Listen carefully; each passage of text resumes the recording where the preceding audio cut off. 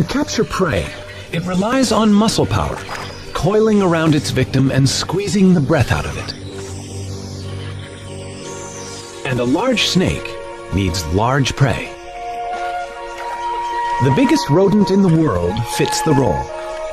A capybara, the size of a pig, is fairly easy to ambush as it bathes in the warm waters.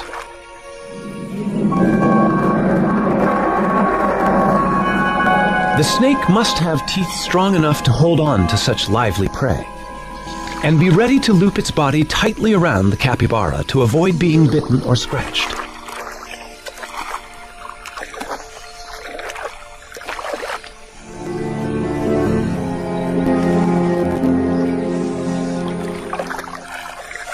The anaconda, the most powerful of constrictors, moves in.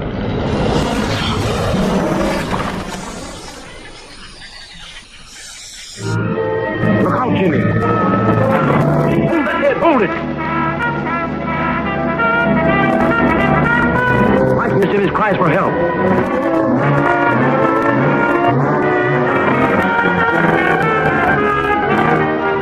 Jim is black in the face, almost done for. To be safe, the actor needed to know exactly how a large constrictor kills, just as Donald Stridham does. I caught the snake on somebody's farm. It had eaten something really large, and the farmer was worried it's going to eat his dogs or even maybe his children, which isn't totally unrealistic. Have a look at that. Yeah, it's getting me around the arm here. I can really feel it. You get this area here. I mean, you can see how it's stopping the blood supply there. And this is my arm, so I mean, I can handle. I can wrap it off me here. But can you imagine that around somebody's neck? That's pretty tight over here. This movie that we watched. We've just seen it with this Jimmy, where it had wrapped around him. It wasn't totally wrapped around his neck, not like the way this has got me around the arm here. With Jimmy, I could literally see that he turned around to get this python around his body, and it wasn't a natural constricting pose, whereas this snake has got me. I mean, look at that, my arm's going quite red there. You're going to have to try and make a plan here. It really got me.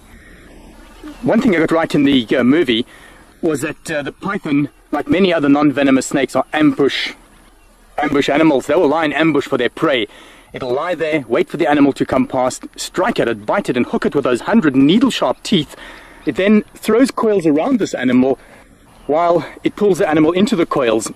It then asphyxiates the animal. Every time it breathes out, it tightens more and more, and the animal dies of suffocation. If one looks into the mouth of this python, you can see a little circular tube, and that is the extension of its epiglottis.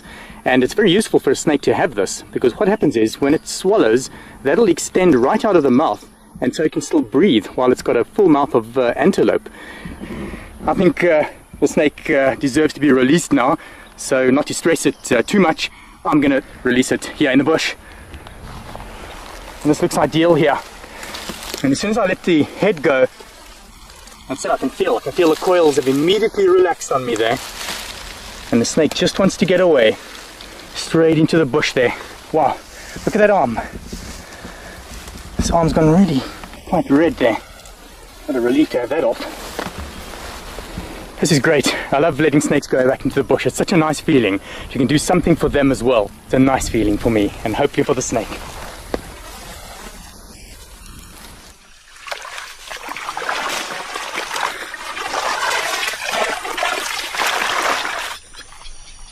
Back in Anaconda country, there's someone who's trying to do good things for them as well. Anacondas have killed and eaten people, but that fact does not deter Maria Munoz. At the ranch of El Cedral, the petite Maria is on the track of her favorite animal.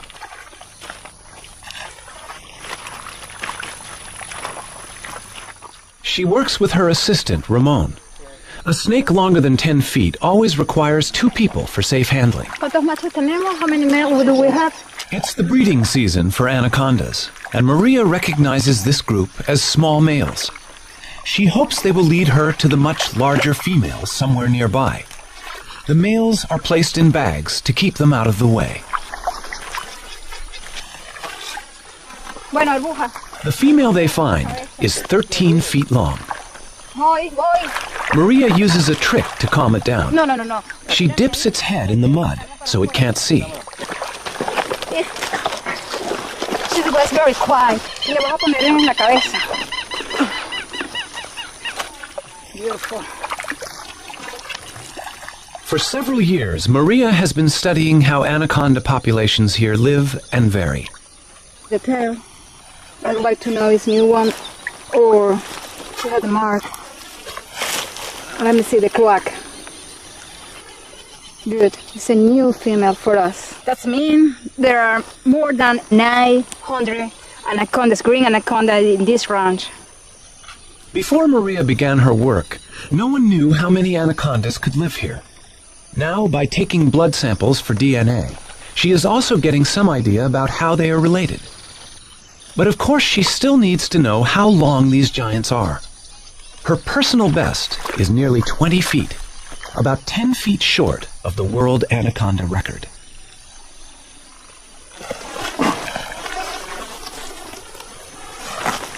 Yeah. ¿No se sale? These are the heaviest snakes in the world, but this one is a little lighter than the 485-pound monster in the record books. 44.45 kilogram. Some snakes, like this South African tiger snake, not only constrict their prey, but are also venomous. I've got the tiger snake's favorite prey. It is a striped skink. Now I'm going to bring it in closer, and you're going to notice that the tiger snake will bite and poison its prey, also wrap around it to constrict and kill. Now this is of course a dead skink, so I'm going to move it around so that the snake thinks that it's alive.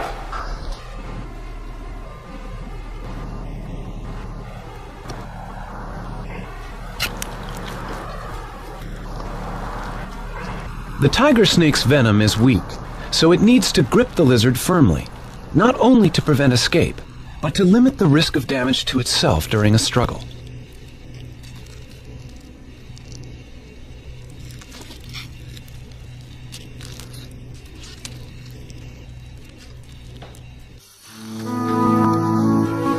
Often, the brilliant colors and patterns of a snake's skin are not a warning but a subtle camouflage, matching its surroundings. And to us, it can look beautiful.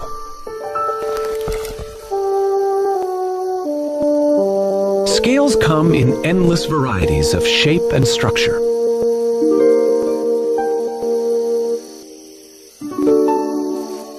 In the wild, snakes are not easily seen, a useful quality which suits these masters of ambush perfectly. But the beauty and subtlety of snakeskin has also been their undoing for thousands of years. As any snake grows, it must shed its outer skin like an overtight suit. The new scales revealed are at their best. The cast-off skin is discarded, and with it also go most of the parasites that have attached themselves to the snake.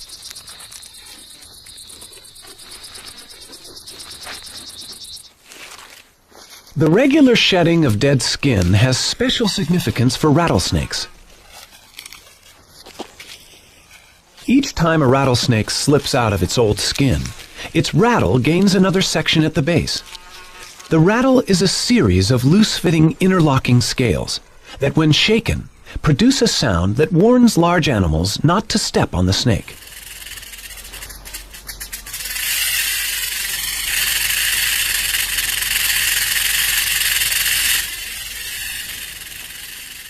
Although only a warning, the rattle has been the snake's downfall. Their noise makes them easy to locate, and as a result, tens of thousands are killed every year.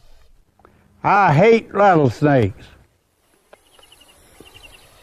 J.P. Jones sees rattlesnakes only as potential killers of people and livestock. He's hunted them since he was a boy, but recently he's finding it harder to find them. He simply can't hear them, even with the listening apparatus he designed himself. There are rattlers around, but many are becoming quieter. Ruthless hunting is exterminating the loudest, and a greater proportion of snakes with weak rattles are living and breeding. Not having a loud warning, of course, makes a snake even more dangerous. But JP is undaunted and his roundup goes on, presumably until only silent rattlesnakes survive in his part of Alabama.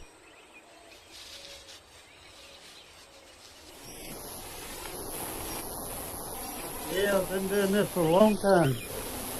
78 years old, but I still enjoy it. Getting rid of snakes anywhere is never the good idea it might seem. Farmers in Vietnam didn't value the many snakes that once lived in the paddy fields until they vanished.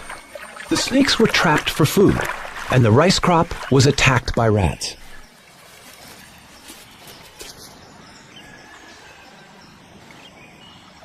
A third of the country's crops was devastated by the rodents.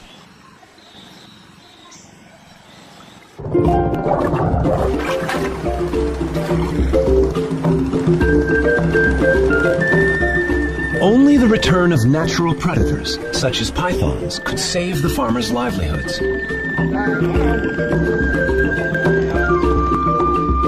The government's official snake repatriator is Dr. Nguyen.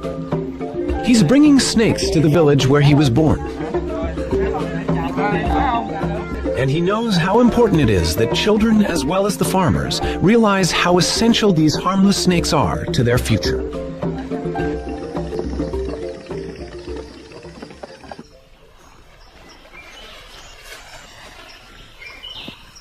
Each python released can potentially eat about 100 rats a year. Dr. Nguyen will release 20, among them females, that could each have 20 to 80 baby pythons a year.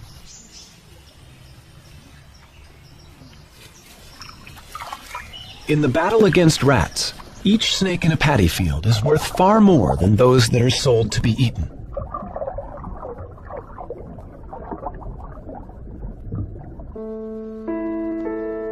The snakes in our world can be partners in our survival. We're learning more about them all the time. But there's always a new twist. Well, sometimes when the snakes shed, it's not a complete shed, and we have to help it. And in this case, the top scale wasn't quite off, and I think I can get it. So now he's all done. A snake with two heads. Something went wrong in the egg. Such creatures are not uncommon. Only one head can feed, but this ring-necked snake will survive happily. It's very interesting how attached people get or not get to their reptilian pets. Most people think that how can you get attached to a snake or a lizard as compared to a fluffy kitten or a cat or dog? But in a way, you really do get attached to these animals, partly because you soon realize how individual they are and how the personalities differ. By and large, you do get very attached to your animals. I'm constantly surprised by snakes. They're fascinating animals. Just everything about them is so different to us. They smell using their tongues, they move without any legs, they're cold-blooded, they have no ears, and they're just so interesting. They're so different, and so much to learn about them. Most of us might prefer to leave snakes to the experts, but love them or hate them, they're an important part of our natural world. As we shed our fears and learn more about them, we might find they're not such bad neighbors after all.